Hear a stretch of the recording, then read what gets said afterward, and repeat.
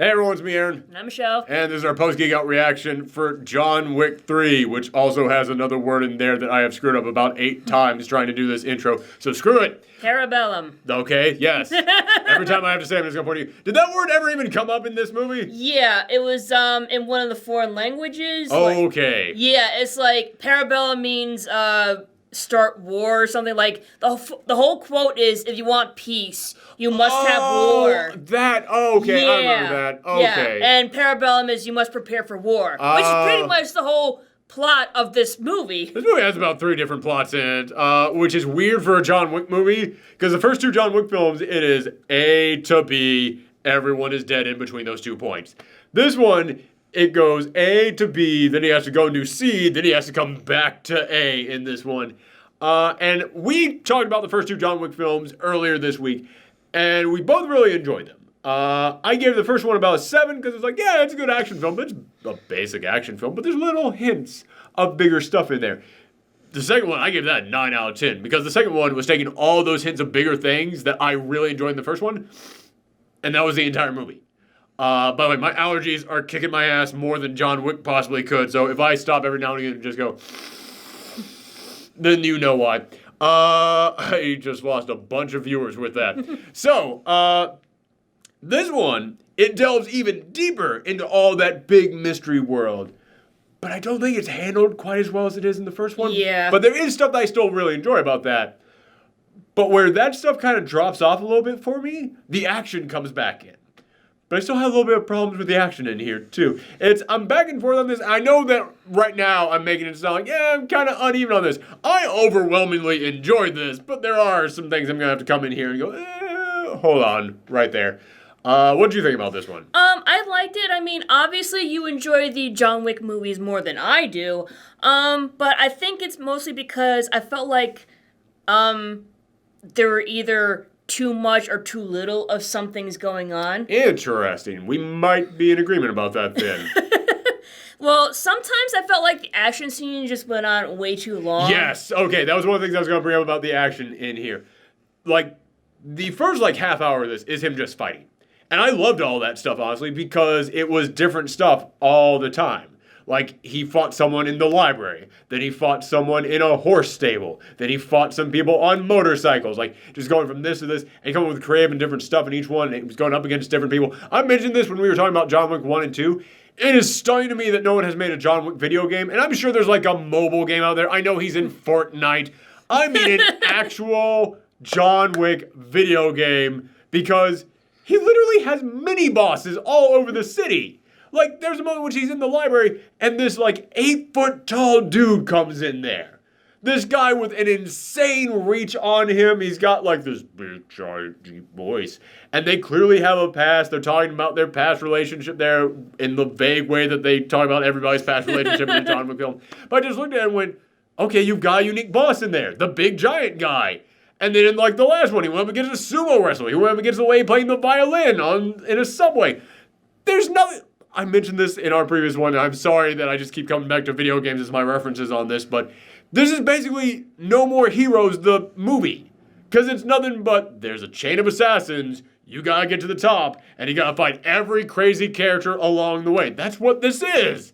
So the first half hour of this is nothing but action. I really enjoyed all that action. But then there comes a moment in which he is fighting alongside Halle Berry, and she's got these 2 dogs, and that's cool because everybody in here has to have a specialty, has to have their own power. But aside from the dogs just jumping in and eating people, it was a huge gunfight. It was nonstop, bang, bang, bang. The fight that got me was during the third act with the ninja guy, or he runs a sushi shop. He's a martial artist. Martial artist, yeah. Exactly. It's because there's moments in which he does kind of ninja stuff. There's moments in which he does kind of samurai stuff. Yeah, well, it's his crew, they come out of the shadows just like ninjas. There's ninjas in there. There's moments where you see these ninjas taking people out, and it's safe to call them ninjas because there's moments where they pop out of a shadow, stab someone, and disappear right back in that shadow. It's where do they come from? And it will be a shot. It's not it cuts to a scene and then they immediately come. It'll be one shot and you'll see people moving around, and then there'll be a shadow that's been there the entire time, and they just come out of it. That being said, that's really amazing that's choreography. Awesome. That's so cool. But But okay, so I can understand that one kind of getting you up. But to me, the first time that I was like, oh, this is going on a little bit long. Because I agree with you, that one went on a little bit long too. But the one that got me that went on a little bit long, at least the first time, was when it was with Halle Berry. Because it's a huge gunfight. So it's like a solid, like, 8 minutes, I almost want to say. It felt like about 8 minutes to me. Like, it felt long. Bang, bang, bang, bang, bang, bang, bang, bang, bang. The dog wants to know why I'm saying bang. Get up here, Peach. Yes. But it's like, just nonstop. Bang, bang, bang. And when you, like, hear the same sound over and over, it makes the repetition seem so much more apparent to you. And I was like, yeah, this really could have been cut down a little bit on this one.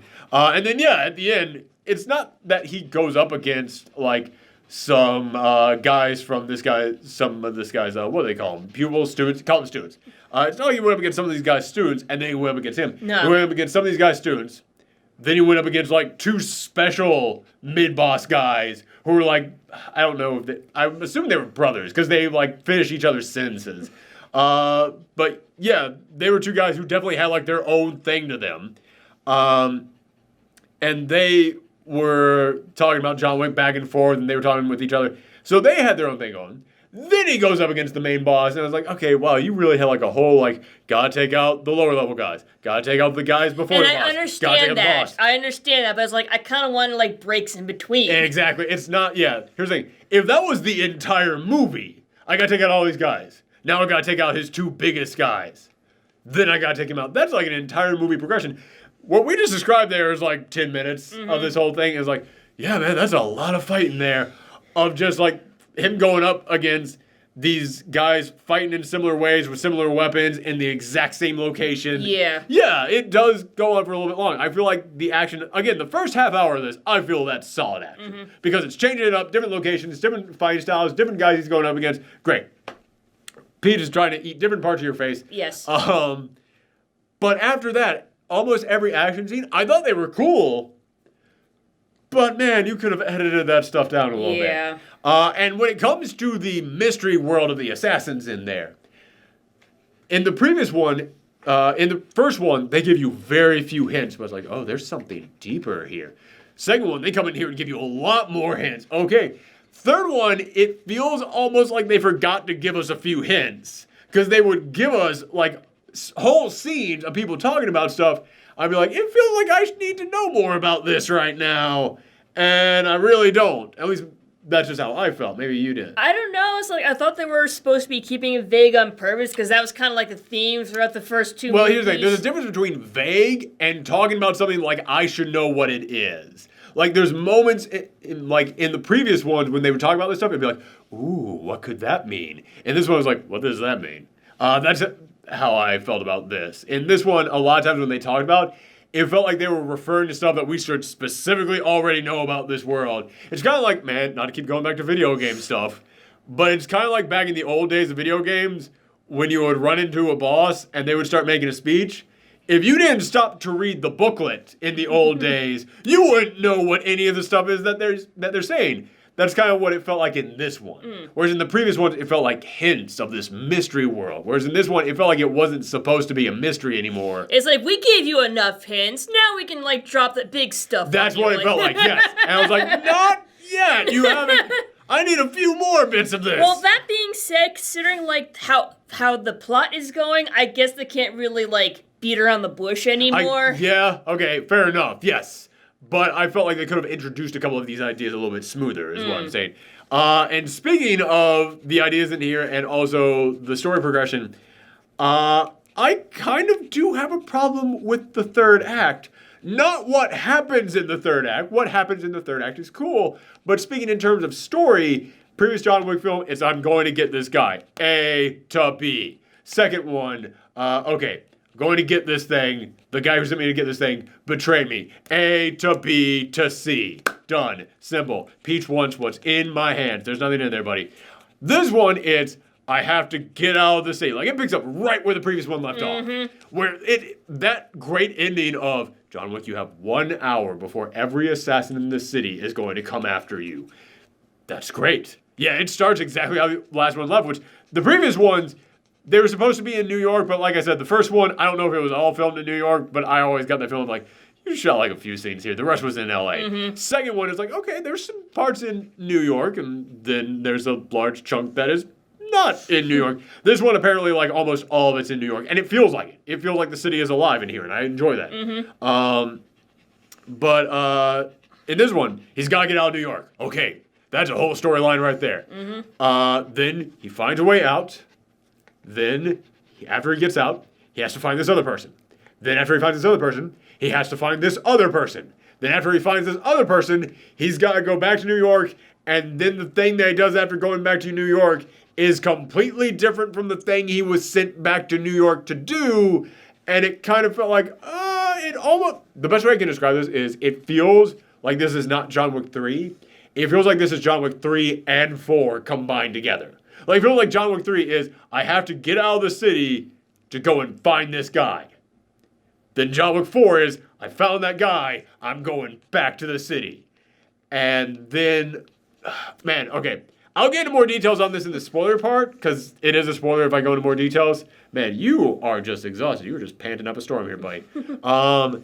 But to be as vague as possible, basically, at the start of the third act, he has a goal, and then he immediately does the opposite of that goal. And I'm like, okay, it feels kind of like if this had been its entire film, we could watch the progression of him deciding not to do that thing. We could watch the entire progression of him deciding to, shifting alliances and all that stuff. Instead, it is like an immediate turnaround. And that kind of felt a little bit, I don't want to say rushed, I don't want to say jumbled, but it did not feel smooth to me. I don't watch Game of Thrones, but I've been following the drama behind that on Twitter, and every single person I've been following on Twitter basically says, yeah, listen, it's not what's happening in this final season is bad, it's just we need like 3 more episodes in here to flesh out these characters' decisions.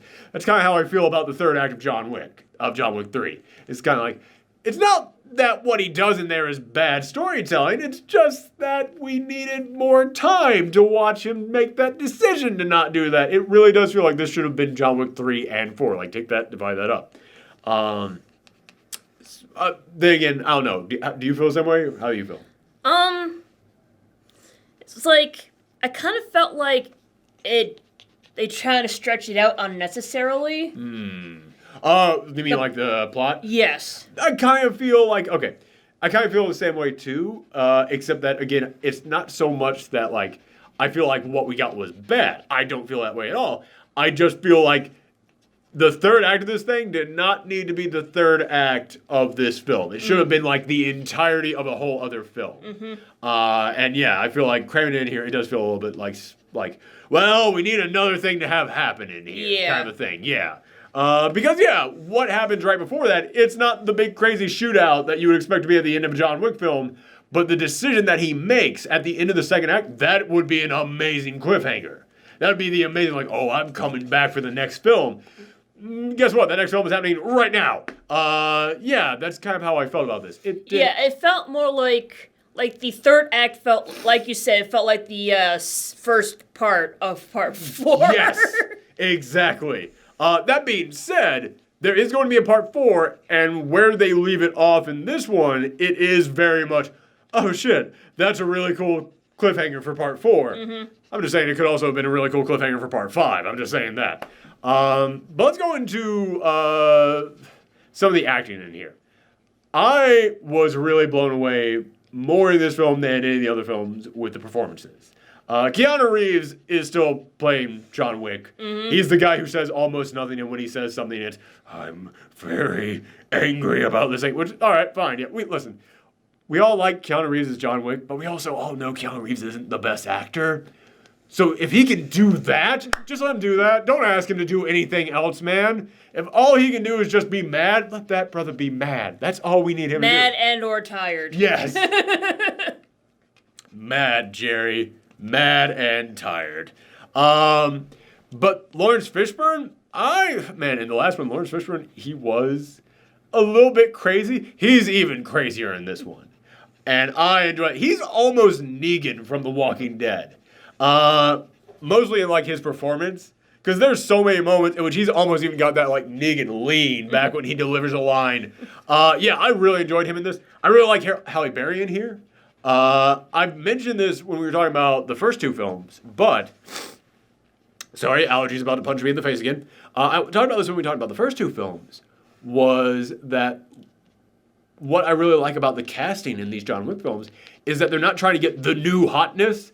Instead, they're going, what's a bunch of actors out there who have not done anything in a while, but we know for a fact they're good. We know they're good. We know they can act. We know they have chemistry that the audiences will watch, but Hollywood has just decided, oh, we're not going to put them in anything anymore. Let's grab those motherfuckers up. Let's put them all in this film. This movie continues that. With Halle Berry, with, God, I keep forgetting this guy's name, with the Iron Chef guy, with, I keep forgetting his name, Mark Dacascos. Yeah, with him, which he is great in here, Lance Reddick, he gets work, but he doesn't get anything quite like he gets in here. Ian McShane, he, again, gets work, but his career has died down a little bit ever since Deadwood. Yeah, this movie, it's almost like The Expendables if The Expendables was done right. Because The Expendables is just, let's get a bunch of the big name guys that you all remember in here, and then let's do nothing but have them basically rest on their laurels and try and remind you of those better things that they were in. This goes, let's get a bunch of those big name guys that you remember and show you why you remember them because they're good. Let's come in here and make them create new stuff that you will remember about them. New iconic stuff. Yeah, this is basically The Expendables done right, is what the John Wick franchise is. Sorry, nose destroyed me. And the one who really did surprise me the most in here was Mark Dacascos, because I've seen that dude in a lot of action stuff, but I haven't seen him being like big and charismatic like he is in this one. Because a lot of times he is just an action guy in what I've seen. The main thing that I know him from is he's the Iron Chef guy. He's the guy who goes, your secret ingredient is broccoli, or whatever it is for that day. Yeah, he's that guy. And it took me the entire film to realize that's who he is. It wasn't until the credits came up at the end and went, oh my God, I haven't seen that guy bald before. I've just seen him with hair. So seeing him bald in this one, it just did not occur to me who he was. But he is so charismatic in here. Because he's not like just the generic assassin guy. His character is, he's John Wick's biggest fan. Peach, you really want to come over here? Right. Yeah, his character is, he's John Wick's biggest fan. And there's moments in which they're like in the Continental and they're talking with each other. He's like, I just want you to know, man, I really enjoy you. Like, there's a moment in which John Wick is there with his dog. He's like, is that the dog? Is that the dog? It was awesome. I love that interaction. You can tell this guy, he wants to come and kill John Wick because in the assassin world, killing your hero is like getting an autograph with him. It's like taking a selfie with him. But the one, like, fresh face in here, at least for me, I know that they've been in other things before, but this is my first time seeing them, was Asia Kate Dillon. They played the Adjudicator, which the Adjudicator is basically like the implementer of the bureaucracy inside the assassination system. Except it's way cooler than what I just said sounds. Basically, they run the. You know when something at work goes wrong, and then someone from the head office has to get sent in to make sure that everything is cleared up? That's who they are in this. They're basically sent from like the high table down to like the Continental because the manager didn't stop John Wick from killing someone in the hotel. Which what kind of gets me about that is that they're talking to Ian McShane. I can't remember his name. Winston, that's his name. They're talking to Winston and they're saying to him, "Why didn't you try and stop him?" And he's coming up with like excuses, and all I could think was, "Just say because he's John Wick, and you know if you tried to stop him, he'd murder everyone in there." Just say that you know that more lives would be spared if instead you gave him the hour so that people could get ready in the hour. Like, I kept looking at that like, you have an explanation. No one is going to blame you for not trying to one-on-one John Wick. All right? Like, we have 2 whole movies set up to prove why you don't go one-on-one with John Wick. Yeah, it kind of shocked me that that was never the explanation that he gave. But yeah, they basically say to him, well, why didn't you try and do this? But it doesn't stop there. They basically go around to every single person who helped John Wick in the last film, when they really shouldn't have been helping John Wick. And they're basically saying, yeah, listen, so here's the official ruling on that. Except it doesn't sound as condescending as when someone from the head office comes to your workplace and says it. It sounds very threatening when they say it. They are awesome in this film. And I really want to see more from them in the future. Like I said, this is my first time really being exposed to this actor. So I really want to see more from them after this.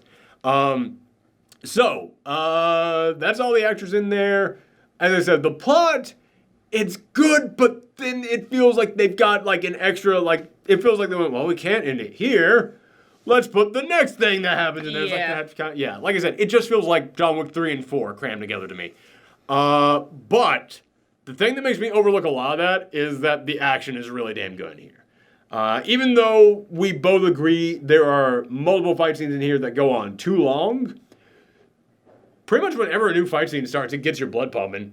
And a lot of the scenes, even the ones that do go on too long, there's kick-ass stuff that happens inside of there.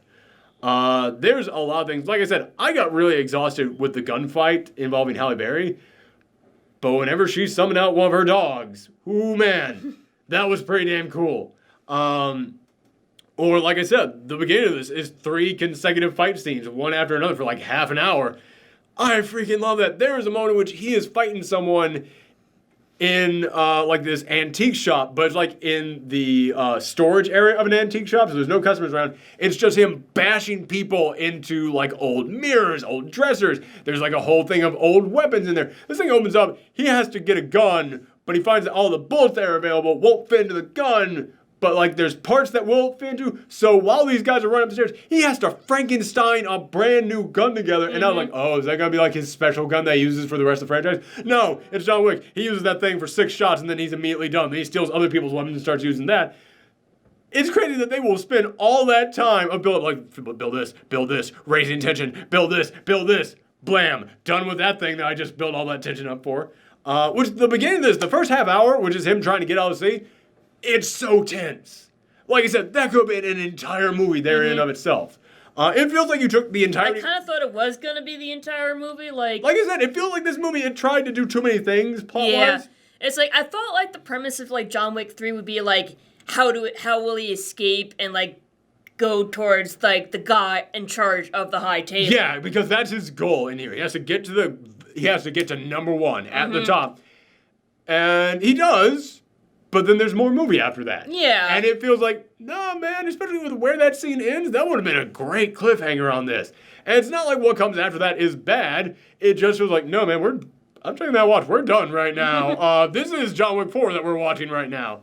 Especially because a lot of back and forths happen within the span of that last act. And it feels like if you would stretch that out to be an entire movie, it would have been way better to me. But yeah, so it's one of those things where it's like, it's not what we're getting in here is bad. It's just you could have edited some stuff down. You could have stretched some other things out more. You could have made some other things their own movie in here. But what we get is still good, I feel. By the way, the sound design. That's something that I want to mention about the scene where he's fighting in the antique shop. I never noticed how good the sound design is in here. The sound editing is fantastic in these films. Because he's like banging into glass, he's breaking open stuff and pulling out knives and throwing them while other people are banging into stuff. There's so many sounds happening at once and they all fit perfectly well in here and they sound great. So yeah, that's a big compliment that I gotta give these. So yeah, I'm gonna give this one an 8. What about you?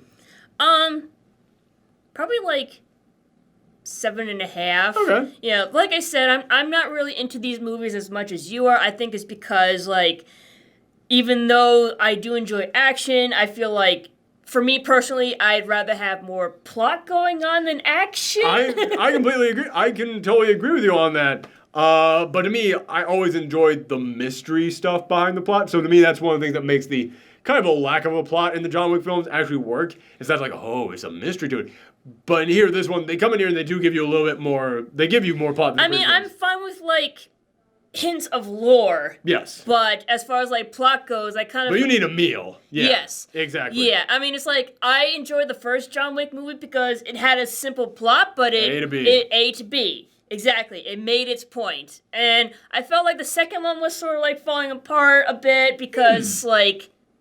I kind of felt like they were trying to, like, take on a bigger thing, you know, because of they were trying to, like, you know, kill John Wick, have everyone go after him. So it was like, okay, this might be a bit too much, but I understand there's probably, like, a prep for, like, the third movie, and that's when shit's gonna start going down, and shit didn't quite go down. Yeah. Okay, all right. But yeah, we still both enjoyed it. We're still both giving it a thumbs up on this. All right, let's go into spoiler time now. I really hope that Mark Dacascos, his character's name is Zero. This is my third thing that I've experienced this week with a swordsman named Zero in it. But his character's name is Zero, and he's the guy who's the big fan of John Wick. I love that at the end of this thing, when he's got the sword stabbed through him, he goes, "Hey, John, that was a good fight, wasn't it?" Yeah. I like that he just kind of gives like, yeah, you know, yeah, it was all right. He's like, yeah, nice. My hero just told me I could fight. Like, it's weird that, like, that is all he wants. Like, he's happy with his death. And I enjoy that he says, "I'll see you around next time." He's like, "No, you won't." But we don't actually see him die. We see him, like, roll over, and he's just going, ugh. However, remember, he stabbed Common, like, in a similar spot. Yeah. Granted, Common was with a much smaller knife, whereas with this one's going all the way through him. But it was like, we still didn't fully see him die. He could come back, and I hope he comes back. I hope he comes back as, like, John Wick's friend, as, like, John Wick's partner in the next one.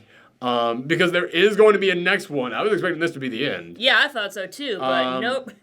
By the way, one thing I completely forgot to mention during the main part, but this does kind of fit in a spoiler, I guess, is that I do like that we actually get way more backstory on John Wick in this one. We actually see the people who trained him, the people who took him in. We see that he was an orphanage. We see that John Wick isn't even his real name.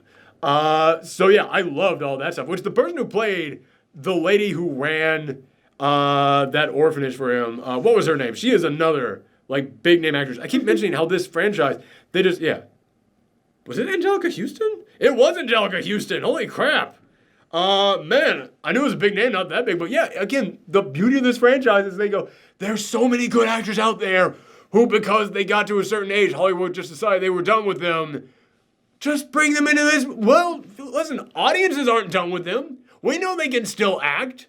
Bring their asses into this movie. Yeah, man. She's great in this.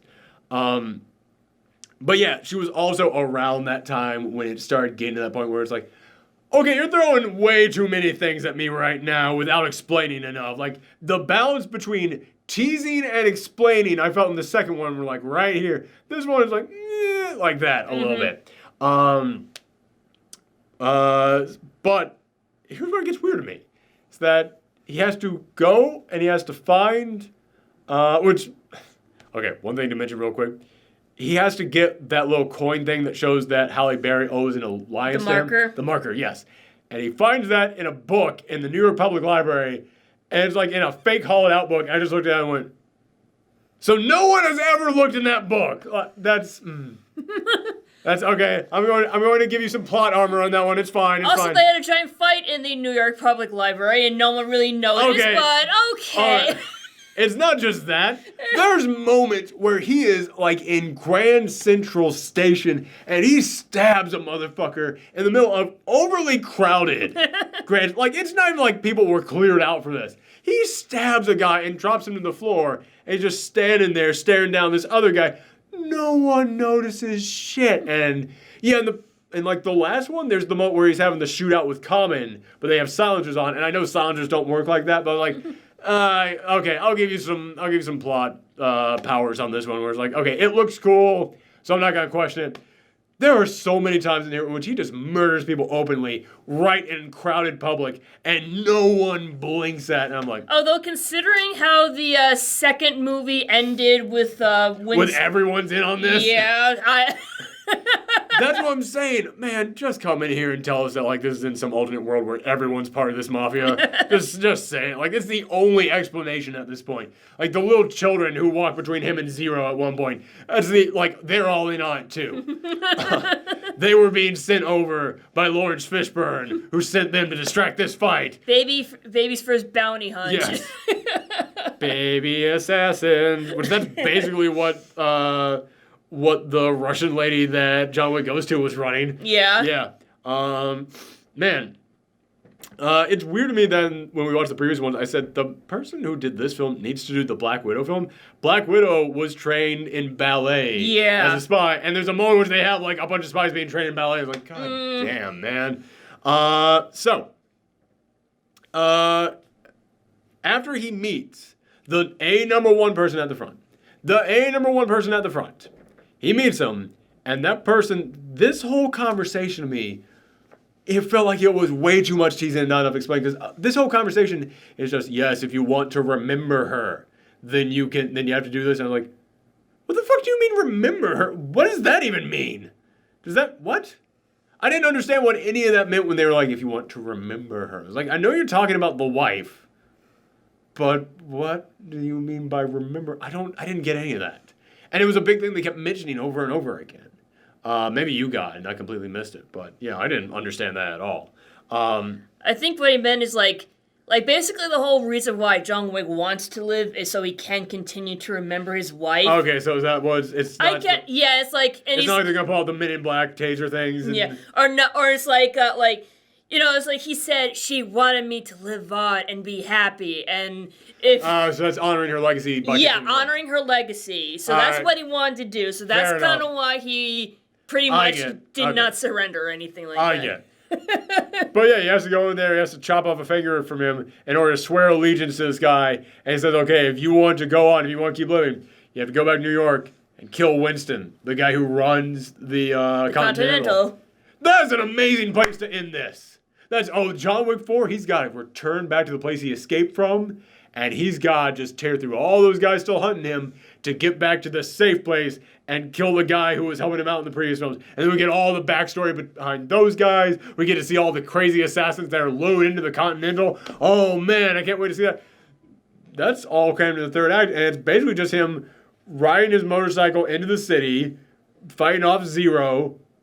He gets in there, runs into Winston, and then Winston's just like, you know what, I'm kind of sick of all this. Yeah, me too. Well, that didn't take a lot of arguing to convince you to just completely turn on your plan. Yeah, like I said, if you would stretch that out for an entire film, cool. But it is an immediate, he gives him one speech and just is like, well, I was going to come in here to murder you so I could move on with my life. But you know what? Fuck it. Yeah, let's take them all out. Winston tells him, you're not going to move on. You're in debt to this guy forever. Yeah, it's more than what I was implying, but it is It is a quick turnaround from where we were. And then at the end of this, after that, it's them fighting off all the guys in the Continental, which I'm glad to see that the receptionist of the Continental, he gets to have some badass moments in there. And man, I keep mentioning this like a video game. He's got a weapons bunker to keep going back to reload on. Yeah, man, you could picture how this would play out in a game. So he goes in there, he keeps getting weapons, he keeps fighting these guys off, he fights off all the ninja guys up there in the special room. Then at the end of this, the Adjudicator comes in there, they're saying, well, parlay, let's talk about this. And then they talk about, and Winston just immediately betrays John Wick. Just decides to shoot him, throws him off the side of the building, he falls all the way to the bottom of the floor, and then they look out back and they go, oh, John Wick is gone. If he survived that fall, we're all in trouble. And then it's revealed that he got picked up by Jason Sudeikis. Wait, no, it's not Jason Sudeikis. That's somebody else. It's Jason Mantzoukas. That's it. He gets picked up by Jason Mantzoukas, who is a weird actor to put in this film. He is such a comedic actor. It was like, one of you actors are not like the others in here. Don't get me wrong. I love Jason Mantzoukas, but he is a hilarious actor, whereas everyone else in here is serious action guy. So he picks him up, takes him to this underground, the Rat King from the Ninja Turtles sewer lair of Lawrence Fishburne, because Lawrence Fishburne got fired, and you don't just get fired from your organization. He got chopped up. So he's got slices all over him. And he just goes, you know what, John? I'm kind of sick of this whole fucking thing.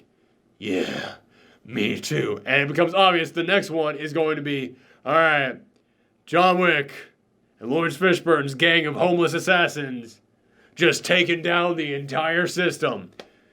That's an awesome... Yeah, but that's, again, a weird way to end the movie. It's kind of like the Avengers assembling and then credits. And then they fight in the next movie. Yeah, it really feels like, okay, you want to make a John Wick 4? That's awesome. Either make the entire third act of this film the entire fourth film, and then make what we got in here as the stinger, or I'm sorry, the teaser for the next film. I forgot what teasers are. We've had so many stingers. Make the teaser we got in here the teaser for John Wick 5, or make the third act of this film the first act of the next film, and then make that the start of the second act, where it's like, all right, time to burn all this down. Although, considering like how this movie ended, it makes sense that the title is Parabellum. Yes, because once I said it's prepare for war. Yes, exactly. But yeah, so I still really enjoy this. It ends in a great way. Just that entire third act, because again, it's like, okay, well, John Wick's going to betray the guy he came to New York working for, so he can work for this guy, and then that guy immediately betrays him. That's a whole lot to cram into what's basically just nothing but action scenes in there, man. Honestly, it kind of reminds me of like Dawn of the Planet of the Apes, Rise of the Planet of the Apes, War for the Planet of the Apes. Like, when are we just gonna get to the Planet of the Apes?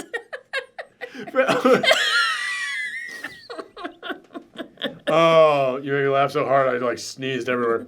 Oh, I knew that was gonna happen here. God damn, my allergies are going nuts. Let's end this now before I just explode with snot everywhere. So hey everyone, thank you very much for tuning in. Next week, we're officially now in summer movie season. So every single week we've got big stuff coming out. So come back for, it's not Godzilla. What's next week? Oh, it's a Brightburn. Come back next week for Brightburn, the dark evil Superman reboot. No, I mean the other dark evil Superman reboot. Yeah, come back for that, and then week after that is Godzilla. And follow us on Twitter at Professor Authority to keep up to date with us. My mouth is jumbled because my entire face is going numb right now. We're ending this now. Bye, everyone. Bye. Say bye, Peach. Bye.